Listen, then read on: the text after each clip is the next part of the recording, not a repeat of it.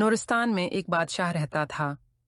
वो अपनी बेटी शहजादी सारा की शादी को लेकर परेशान था, क्योंकि शहजादी की शराइत बहुत सख्त थीं। जो मेरे 3 सवालों के दुरुस्त जवाब देगा, मैं उसी से शादी करूंगी। बहुत से शहजादे आए, किसी ने गलत जवाब दिया, किसी ने कुछ कहा ही नहीं। उसी मुल्क में सलमान नामी एक नौजवान रहता था। वो एक आलम का बेटा था। एक दिन उसने अपने वालिद से कहा, बाबा, मैं भी किस्मत आजमाऊंगा। बेटा, अगर नाकाम हुए तो लोग कहेंगे कि आलम का बेटा हार। बाबा, कोशिश करना फर्ज है, जीत हार अल्लाह के हाथ में है। बाप ने बैठे को दुआएं देकर रुखसत किया। सलमान महल्लों पहुंचा। पूरा दरबार जमा था, बादशाह, मलका, शहजादी, वुज़रा और अवाम।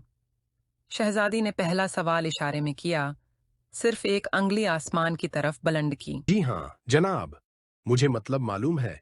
आप पूछ रही हैं क्या मैं अल्लाह को एक मानता हूँ? तो मेरा जवाब है हाँ, मैं अल्लाह और उसके रसूल पर ईमान रखता हूँ। अब दूसरा सवाल आया। शहजादी ने तलवार निकाली और फजा में घुमाई। सलमान ने जेब से कलम निकाला और ऊंचा करके दिखाया। अब तीसरा सवाल आया। शहजादी तेजी से सीढ़ियां उतरें, बैठ गईं। सलमान कुछ लम्हे सोचता रहा, फिर कहता है, दिल। शहजादी की आंखों में खुशी चमक उठी। मलका ने ऐलान किया, शाबाश, शहजादी ने तुम्हें पसंद कर लिया है। सलमान, सच सच बताओ, तुमने क्या समझा था? अगर तुम गलत निकले तो सजा मिलेगी। दूसरा सवाल, शहजादी ने तलवार दिखाकर पूछा, उससे बड़ा हथियार कोई है? मैंने कहा, हाँ, कलम, क्योंकि कलम का असर दिल पर होता है, तलवार का जिस्म पर। तीसरा सवाल, शहजादी ने थकन जाहिर की और पूछा, मेरे जिस्म का कौन सा हिस्सा नहीं थकता?